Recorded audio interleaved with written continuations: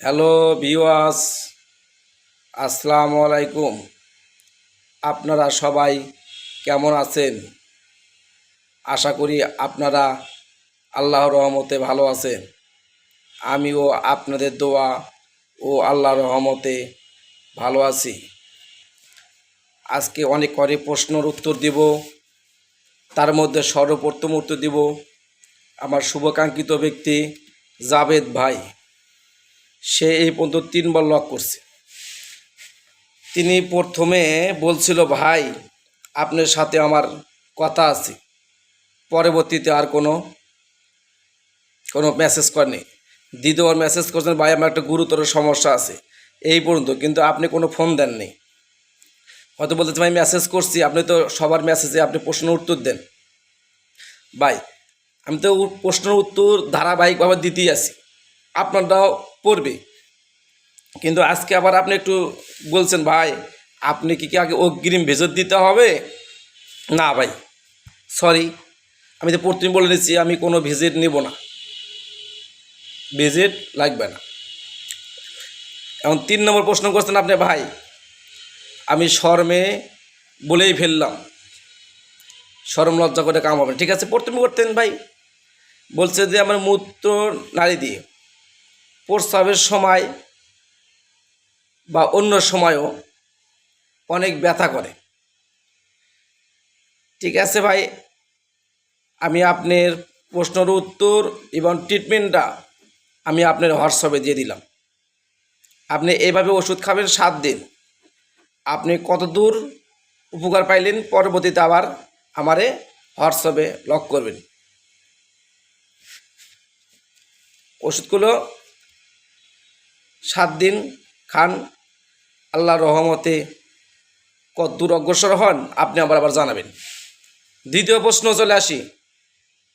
দ্বিতীয় প্রশ্ন হলো, সানজিদা আপা, বয়স 24 বছর। আপনি গতকাল ফোন দিয়ে অনেক কান্নাকাটি করছেন, কিন্তু আমি সঙ্গে সঙ্গে আপনারে আমি হোয়াটসঅ্যাপে ট্রিটমেন্ট দিয়ে দিয়েছি, যেহেতু গুরুতর সমস্যা। এটা না বললেও চলতো, তারপরে বলছি। শান্তিতে আপার হলো অধিক মাত্রায় পেট ব্যথা, কিন্তু উনি আবার আজকে মেসেজ করছে যে আপনার ওষুধের ট্রিটমেন্টে আমি অনেকটাই সুস্থ, আমি আপনার সাথে দেখা করতে চাই। কখন আপনার চেম্বারে গেলে আমি পাবো? ধন্যবাদ। এই কথা আমি আপনি শুরুতেই বলছিলাম, আমি কখন করে কোথায় কোন সময় বসি। যদি আপনি দুপুরে আসেন তাহলে আপনি মাতৃ ছায়া পাইবেন আমারে।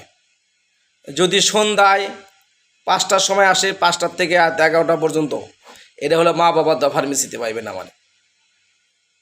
যাই হোক, আপনি যেহেতু মোটামুটি সুস্থ, আপনি ওষুধ আর 2 দিন খান, খাইয়া দেন কি হয়, না হলে আপনি আমার কাছে আসে পড়েন। তারপরে আব্বাস ভাই,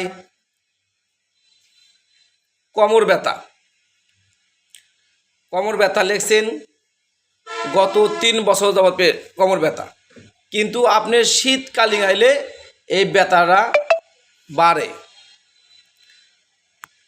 কিন্তু গ্রীষ্মকালীন আইলে হয়, মাঝে মাঝে হয়।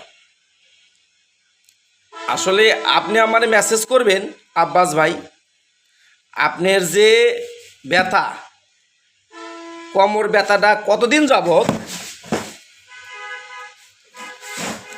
আর এই ব্যথাটা আপনি কিভাবে পেয়েছেন, আর আপনি কোনো ডাক্তার দেখাচ্ছেন কিনা,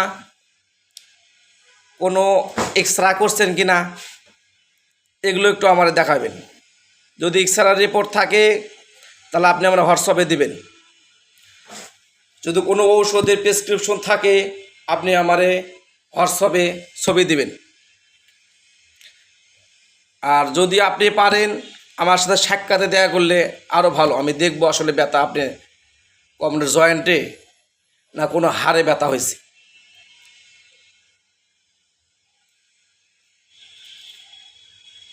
তারপরে আমি হোয়াটসঅ্যাপে আমার ট্রিটমেন্ট দিয়ে দেবো।